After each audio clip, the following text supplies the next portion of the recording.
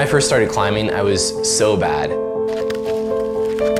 I was so terrible, so slow. I'd tear my skin up all the time. And I was like, how the heck are we gonna go and do Mount Kilimanjaro? 3 words, I don't know. Those 3 words, 3 of the most important words in my life. All discoveries happen from I don't know.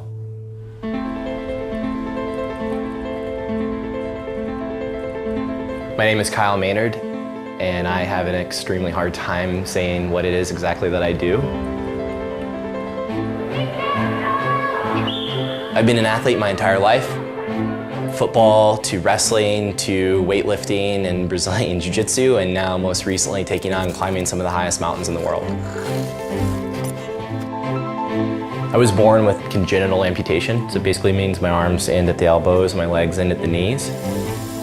You know, I think some people, they look at me and maybe even feel sorry for me, but really, truthfully, my life doesn't look a whole lot different than yours. You know, I type on my computer the same way. You know, I use my phone just like anybody else. I'm on Bumble like any other single person my age. We got a match. My first experience with climbing, really anything of significance, was in a CrossFit competition in 2010. The first workout was you had to do a 1,000-meter row in this rowing machine in a sprint up Stone Mountain. Everybody else did it in maybe 25 minutes. It took me an hour and 46 minutes. I tore all the skin up on my arms, but I got to the top and I was like, wow, this is breathtakingly beautiful. And I told my friend that night, I said, I want to climb Mount Kilimanjaro. I don't know if I can, I don't know if I can't, but I do know that I want to try to figure it out. I want to go and find a way and get up there. There were a ton of challenges with getting into climbing, and the biggest one was the gear.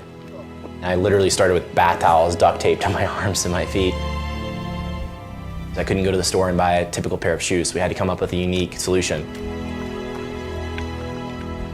Now to climb, I use a carbon fiber special custom shoe. I use those to bear crawl up Kilimanjaro. Then me and my team, we took on climbing Mount Aconcagua, the highest peak in South America. I felt my body was like in full shutdown mode. And it was brutal at moments, but it was breathtakingly beautiful. At the top of that mountain, you know, you can almost kind of make out and see like the curvature of the earth. I mean, it was just a moment I'll never forget.